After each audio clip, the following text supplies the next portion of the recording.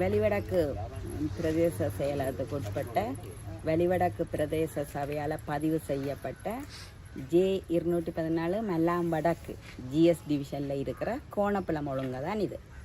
இந்த ஒழுங்கை 750 மீட்டர் நீளம் கொண்டது. இது காங்கேசந்துர வீதியில் இருந்து போய் டானா வடிவ ஒழுங்க கோட்ஸ் ரோட்டில் முடியுது. இதை நீண்ட தூரத்தாக்களும் பயணத்துக்கு இந்த ஒழுங்கையை பாவிச்சு கொண்டு இருக்கணும்.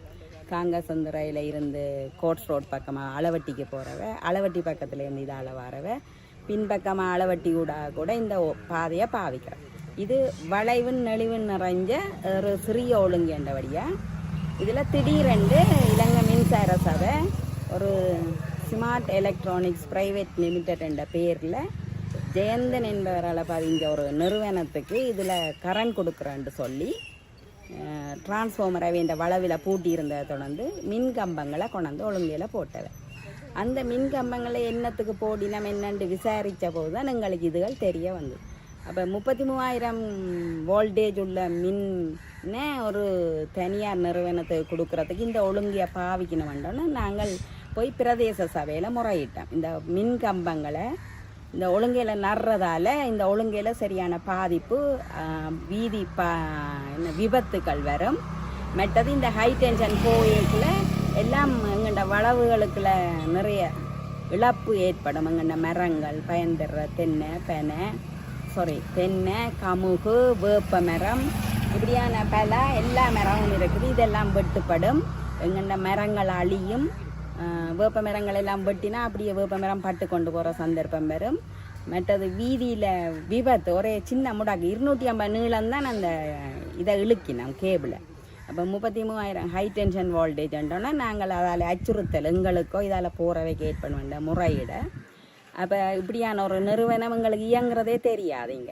அது தொடர்பாக என்ன நடவடிக்கை இப்படி ஒரு பதிவு செய்யப்பட்டிருக்கொண்டு கேட்டால் வெளிவடக்கு பிரதேச செயலகமும் வெளிவடக்கு பிரதேச சபையும் இந்த நிறுவனங்களை நீங்கள் பதிவு செய்யலையண்டும் இந்த நிறுவனத்தை நீங்கள் முறையாக பதிஞ்சு வியாபார உரிமம், நகர சுற்றுச்சூழல் அபிவிருத்தின்ற சான்றிதழ்கள் எல்லாத்தையும் சான்றுபடுத்த அறிக்கைகளை பெற்று அதுக்கு பிறகு மின் இணைப்பை பெற நடவடிக்கை எடுங்கொண்டு பிரதேச சபை செக்ரட்டரி கடிதம் போட்டார். அதில் பிரதிகளையும் எங்களுக்கு அறிவிச்சிருந்தோம். அதே நேரம் நாங்கள் மின்சார சபைக்கும் இப்படியான மின்னை வழங்குறத பற்றி ஆலோசிங்க, எங்களுக்கு இதால் பாரிய இழப்பு இருக்குது, உயிர் அச்சுறுத்தல் இருக்குன்னு சொல்லி முறைப்பாடு கொடுத்தோம். அதுக்கு பிறகும் அதை மின் கம்பங்களை நாட்ட ஒரு 5 தடவை கிட்ட இதுவரை முயற்சி செய்திருக்கணும். நாங்கள் பிரதேச செயலம், பிரதேச சபை, உள்ளூராட்சி ஆணையாளர், நகர அபிவிருத்தி அதிகார சபை எல்லா இடமும் முறைப்பாடு செய்தோம். எங்கேயும் அந்த அனுமதிகள் ஒன்றும் அந்த நிறுவனத்துக்கு இல்லையன்றது மட்டும் எங்களுக்கு தெளிவாக தெரிய வந்தோம். அதுக்கு பிறகு கடைசியாக நாங்கள் பொது பயன்பாடு ஆணைக்குழுவிலிருந்து 9ஆம் மாதம் ஒரு கடிதம் வந்தது. மின்சார சபையை உரிய மரக்கிளைகள், கொப்புகள் தரைக்கிறத பற்றியோ அல்லது மரங்களை வெட்டி வீழ்த்துற சம்பந்தமாயோ காணு இழப்பீடு தொடர்பாயோ உரிய ஆக்களோட கதைச்சு அறிவுறுத்தல்களை பெற்று செய்வீர்கள் என்று நம்புகிறோம்ன்ற ஒரு கடிதம் வந்தது. அந்த கடிதம் பெற அதுக்கும் பொதுமக்கள் எதிர்ப்பு தெரிவித்தா நீங்கள் போலீஸ் முறைப்பாடு செய்யுங்கன்னு சொல்லி இருந்தது. அதுக்கு அமைவாக நாங்கள் திருப்பியும் மின்கம்பம் பெற எங்களுடைய எந்த கலந்துரையாலும் இதுவரை மின்சார சபையோ அந்த உரிமையாளர்களோ மேற்கொள்ளல. அந்த நேரம் மின்கம்பங்களை நடவர நாங்கள் மறைச்ச இடத்துல மின்சார சூப்ரிண்டன்ட்ன்ற ஒரு அதிகாரியோட நட வந்ததை நாங்கள் மறைச்சு அதை நிப்பாட்டி விட அவை போய் போலீஸில் முறைப்பாடு செய்திருங்க. அந்த போலீஸ் முறைப்பாட்டுக்கு போலீஸ் வந்து இங்கே எங்கள்ட ஒழுங்கையிலேயே இருக்கிற எல்லார்ட்டையும் வாக்குமூலத்தை பெற்றுட்டு ஒரு 16ஆம் தேதி நினைக்கிறேன் வந்து சந்திக்க சொல்லி போலீஸ் நிலையத்துக்கு வர சொல்லி அழைப்பு விட்டேன். அங்கே மின்சார சபை ஊழியரும் அதிகாரி ஒரு ஆளும் வந்தவர். அங்கே கதைச்ச இடத்துல நாங்கள் கடிதங்கள் எல்லாத்தையும் அது வர அனுப்பின கடிதங்கள்ட கொப்பி வந்த பதில் எல்லாத்தையும் அனுப்ப அவர்கள் அதை விளங்கி கொண்டு இதை போலீஸ் தலையிட முடியாது, நீங்கள் பிரதேச சபையில் போய் அந்த செக்ரட்டரியோட கதைச்சு உங்களோட பிரச்சனைகளை தீர்த்து கொள்ளுங்கன்னு சொல்லி என்ட்ரி எழுதி எல்லார்ட்டையும் சைன் வாங்கி விட்டினோம். அதுக்கு பிறகு நாங்கள் பிரதேச சபை செக்ரட்டரிக்கு இது தொடர்பாக ஒரு கடிதத்தை எழுதினோம். இப்படி உங்கள்கிட்ட எங்களை அனுப்பியிருக்கணும். அவர் நகர அபிவிருத்தி அதிகார சபைக்கு தான் இந்த ஒழுங்கையில் போஸ்ட் போடுறதை நிப்பாட்டுறது தொடர்பாக தனக்கு அறிவுறுத்தல்களையும் ஆலோசனையும் தாங்கொண்டு அந்த அதிகாரிக்கு கடிதம் எழுதி போட்டு எங்களுக்கு போட்டார், இந்த பதில் வரும் வரை நீங்கள் பொறுத்து கொள்ளுங்க. அதே நேரம் நாங்களும் பொது பயன்பாடு ஆணைக்குழுக்கு எங்கண்ட எந்த சம்மதமும் இல்லாமல் போஸ்ட் நட வரினம் என்று செய்த முறைப்பாட்டுக்கு அவர்கள் ஒரு கடிதம் எழுதினார்கள். 12ஆம் தேதி 11ஆம் மாதம் வந்த கடிதம் அது. அதில் இந்த மின்கம்பம் உயர் மின்னழுத்தம் தொடர்பாக மேல உயரத்தால் பக்கத்தால் வர விளைவுகளை கருத்தில் கொண்டு அது தொடர்பாக இந்த பொதுமக்களோட மரங்கள் தரிப்பு, மர கிளைகள் வெட்டுறது, காணி இழப்பீடு தொடர்பாக கதைச்சு அதுக்குரிய பிரதேச சபை எந்த பிரதேச சபைக்கு இந்த ஒழுங்க உட்பட்டதோ அந்த அதிகாரியின் அனுமதியை பெற்று நடவடிக்கைகளை மேற்கொள்ளீர்கள் என்று நம்புகிறோம் என்று தான் எழுதியிருந்தேன்.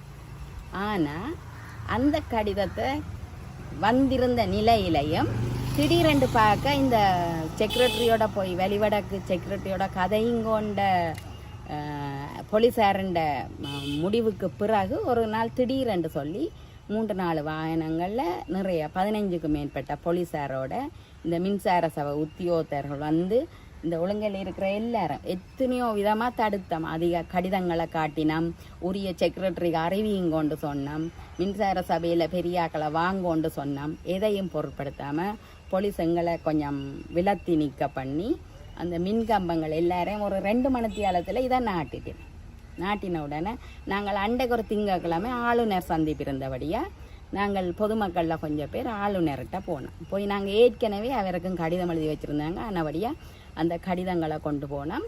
அவரோட கதைக்க சந்தர்ப்பம் கிடைச்சது. கதை கேட்கையும் அவர் சொன்னவர் இதில் கடிதத்தை பார்த்துட்டு இதில் தெளிவாக இருக்குது, பிரதேச சபை செயலாளர் தான் இதை தன்னோனும், நீங்கள் அவரோட போய் கதைங்கன்னு சொல்லி அங்கே RM ரீஜனல் மேனேஜரோடையும் கேட்டேன். அவர் சொன்னார் தாங்கள் எல்லாத்துக்கும் அறிவிச்சிருக்கிறோம். ஆனால் வெளிவடக்கு பிரதேசத்தில் எல்லாத்துக்கும் இப்படி மின் வழங்க போகிறோம்னு அறிவித்ததை ஒழிய அந்த கம்பெனி தொடர்பான உரிய அனுமதிகளை பெற்றது அல்லது நீங்கள் சம்மதமுண்ட எந்த ஒரு இதையும் அதில் பிரதேச செக்ரட்டரியின் அனுமதி கடிதமோ எதுவுமே பெறையலை. அப்போ போலீஸார் வில்லங்கமாக நட்டு போட்டு போனது பிறகு நாங்கள் எதையும் செய்ய உடனே வயரெல்லாம் இழுத்து தந்துருக்கணும். ஆனால் இந்த மின்கம்பங்களை பார்த்தீங்கன்னு சொன்னால் நீங்கள் வேணுமெண்டா படம் எடுத்து கொண்டு போகலாம். காணிக்குள்ளே அந்த மின்கம்பம் அசையாமல் நிற்கிறதுக்குரிய ஸ்டே வயர் எல்லாத்தையும் இழுத்து போட்டிருக்கணும். இந்த மின்சார சபை வந்து இன்னொரு திணைக்களத்தின், அதாவது பிரதேச சபையோ அல்லது நகராட்சி அபிவிருத்தி சபையோ எந்த திணைக்களங்கண்ட கடிதங்களையும் அலட்சியப்படுத்தினதை தான் நாங்கள் கருதுகிறோம். அவை தனித்துவமாக இந்த தூண்களை போட்டதால் எங்களுக்கு பெரிய நெருக்கடியாக இருக்குது. இந்த இதில் இருந்து 2 மீட்டருக்கு மேற்பட்ட தூரம் எங்கள்கிட்ட காணியிலே இனி பயன்படுத்த முடியாது. ஹை டென்ஷன் கம்பி வாரபடியாக கட்டிட அனுமதிகள் இல்லை. இது நாங்கள் ஒரு 4வது எந்த மகனெல்லாம் 4வது தலைமுறை இந்த வீட்டில் நாங்கள் இருக்கிறோம் இந்த காணியில். இப்போ இவ்வளவு நீண்ட கால இதாக நாங்கள் அப்படியே எல்லாம் எங்கள்ட உறவுகள்லாம் இந்த பாதைகளில் எல்லா காணியும்.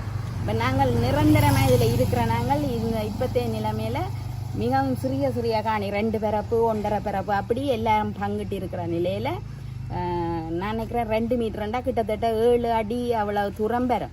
7 அடி தூரத்தை எங்கள்ட காணியிலே நீ பயன்படுத்த முடியாத நிலை இருக்கிறது எங்களுக்கு சரியான இழப்பு. ஆனால் இதுவரை எந்த ஒரு இழப்பை பற்றியும் மின்சார சபை இப்போ தான் இவ்வளவு நடந்து நாங்கள் போலீஸ் முறைப்பாடு செய்து சில இந்த சேனல்களில் வந்ததுக்கு பிறகு தான் மரம் வெட்டுறதுக்குரிய பெர்மிஷனுக்குரிய கடிதத்தை கொண்டு வில்லங்கமாக எங்கள்கிட்ட தந்துடும். 5ஆம் தேதி 12ஆம் மாதம் அந்த கடிதமே எங்கள்கிட்ட தரப்படுது. எல்லாமே மாறி நடக்குது. முதல் இந்த கடிதங்களை தந்து எங்கள்கிட்ட பெர்மிஷனை எடுத்து எங்களோட அதில் ஒரு இடத்துல முதலே பிரதேச பயன்பாடு ஆணைக்குழு சொல்லி இருக்குது, நீங்கள் மக்களையும் கூப்பிட்டு பிரதேச சபை செக்ரட்டரியையும் கூப்பிட்டு கலந்துரையாடி முடிவெடுங்க. எதுவுமே நடக்கலை. இப்போ தான் ஃபோம் 5ஆம் தேதி தந்துட்டு ஒரு கிழமைக்குள்ளே அதுண்ட பதிலை தரணுமென்று அதில் குறிப்பிட்டிருக்கிறேன் அந்த பொறியியலால். அப்போ இப்படியான நிலையில் எங்களுக்கு அநீதி இல்லை. ஒரு அடாத்தான முறையிலே ஒரு செயற்பாடு அதுவும் ஒரு தனியாக இருக்குது. அந்த மின்மாற்றி வந்து ஒரு தனியாட்ட வளவுக்க இருக்குது. ஒரு பொதுவான தேவைக்கு பொதுமக்கள்கிட்ட பயன்பாடுண்டா வேறு. இப்போ அதில் அந்த நிறுவனத்தை இப்போ தான் ஒரு 5 வருஷம் 4 வருஷத்துக்குள்ளே அங்கே ஒரு நிறுவனம் ஒரு தகரக்கொட்டிலாம் எங்களுக்கு தெரியுது. அங்கே நிறுவனம் இருக்கிறது என்னன்னு எங்களுக்கு தெரியலை. பதிவுகளும் இல்லைன்றதை அது தெளிவாக சொல்லுது. அப்படியான இடத்துல மின்சார சபை இவ்வளவு ஒரு இவ்வளவு மக்கள்ட இதில் 2 பக்க காணியும் 15 உரிமையாளர் இருக்கிறோம். ஒரு பக்கத்தில் 8 உரிமையாளர், ஒரு பக்கத்தால் வடக்கு பக்கத்தில் 7 உரிமையாளர்கிட்ட காணி, தெற்கு பக்கத்தில் 8 உரிமையாளர்கிட்ட காணி இருக்குது. அவ்வளோ காணிலையும் 8 அடி போகிறது 7 அடி கழிக்க வேண்டிய நிலைமையண்ட நீங்கள் ஒரு அதுண்ட பெருமதியே எங்களுக்கு இனிமேல் இதில் ஒன்று செய்கிறதுக்கு ஒரு பெர்மிஷனுக்கு போயேக்கா எங்களுக்கு அந்த வில்லங்கம் விளங்கும். அதை பற்றி எந்த ஒரு தெளிவுபடுத்தலும் இல்லை. நாங்கள் என்ன எழுத்தறிவில்லாத வேண்டு நினைச்சோ அல்லது தங்களுடைய அதிகாரத்தால் தாங்கள் செய்யலாம் என்று நினைச்சோ, அதுவும் ஒரு தனியாளுக்கு கொடுக்குறதாக எங்களுக்கு பெரிய சந்தேகமாக தான் இருக்குது. இந்த அனுமதி கொடுத்ததும் மின்கம்பம் இழுக்கிறேன். ஆனபடியாக இதுக்கு சரியான ஒரு தீர்வு எடுக்கணுமெண்டு நியாயமானது நேர்மையானதுமான செயற்பாட்டில் இதுக்கு என்ன முடிவு கிடைக்குமோ அந்த முடிவை எங்களுக்கு எடுத்து தரணுமெண்டு நாங்கள் எங்கள்ட இப்போ மெம்பர் ஆஃப் பார்லிமெண்ட் டாக்டர் அர்ச்சுனாவரை நாங்கள் கேட்டிருக்கிறோம். வேறு மீடியாக்களும் இது சம்மந்தமாக எடுத்து போட்டிருக்கீங்கன்னா எங்களுக்கு தெளிவான பதில்களை நியாயமான தீர்வு வேணுமென்றதான் இந்த ஒழுங்கையில் இருக்கிற எல்லா குடும்பங்கள் சார்பாயும் நான் இதை சொல்லிக்கொள்ள விரும்புகிறேன்.